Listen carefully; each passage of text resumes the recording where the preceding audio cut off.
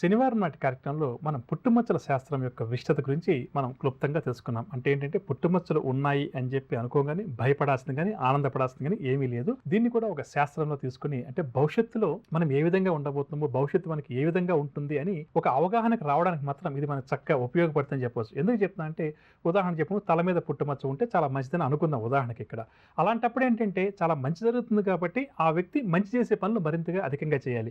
ఒకవేళ అదే స్థానంలో పుట్టుమచ్చ చెడ్డది అని శాస్త్రం చెప్పినప్పుడు ఏంటంటే, ఆ బలహీనతలు ఏవైతే ఉన్నాయో అంటే ఈ రోజు నుంచి నేను ప్రతిరోజు కూడా తెలియజేస్తాను కాబట్టి, వాటిని అధిగమించే ప్రయత్నం చేయాలి. ఇక ప్రధానంగా చెప్పాలంటే, తల భాగంలో పుట్టుమచ్చ ఏ వ్యక్తికైతే ఉంటుందో, అంటే తల భాగంలో పుట్టుమచ్చ ఉందా లేదా అన్న విషయం మనం ఎప్పుడన్నా కూడా క్లీన్ షేవ్ అంటాం కదా! అంటే గుండు చేయించుకున్నప్పుడు మాత్రమే మనకు తెలుస్తుందని చెప్పవచ్చు. ఎందుకంటే ఆ పుట్టుమచ్చలు మనము ఆ వెంట్రుకలు ఉంటాయి కాబట్టి వెతకడం కష్టమవుతుంది. ఆ విధంగా మనకి ఎవరికైతే తలలో పుట్టుమచ్చ ఉందా లేదా అని అనుకున్నప్పుడు భగవంతుడికి ఎప్పుడన్నా తలనీలాలు ఇవ్వడం చేస్తుంటాం కదా! అప్పుడు ఒకసారి పరిశీలన చేసుకొని ఏ భాగంలో ఉంది అన్నదానికి మనకొక నిర్ణయానికి వస్తే జీవితాంతం కూడా అది మనకు చక్కగా ఉపయోగపడుతుందని చెప్పొచ్చు.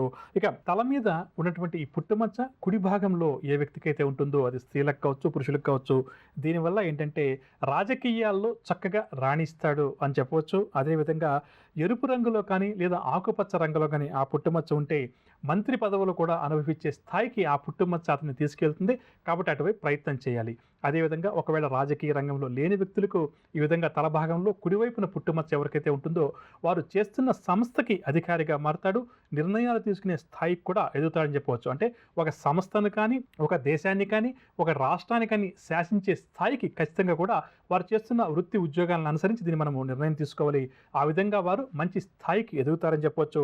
అదేవిధంగా కుటుంబ పెద్దగా కానీ, గ్రామ పెద్దగా కానీ, దేశానికి పెద్దగా కానీ, పెద్ద దిక్కులా కానీ వ్యవహరించేటువంటి తెలివితేటలన్నీ కూడా ఈ తల మీద కుడి భాగంలో పుట్టుమచ్చ ఉన్న వారికి కాస్త అధికంగా ఉంటాయని చెప్పవచ్చు. అంటే వారు ఏ వృత్తిలో ఉన్నా, ఏ వ్యాపారంలో ఉన్నా లేదా ఏ రంగంలో ఉన్నప్పటికీ కూడా తల భాగంలో కుడివైపున పుట్టుమచ్చ ఉండడం వల్ల ఏమవుతుందంటే ఇటువంటి సత్ఫలితాలు ఆ వ్యక్తికి కలుగుతాయని చెప్పవచ్చు.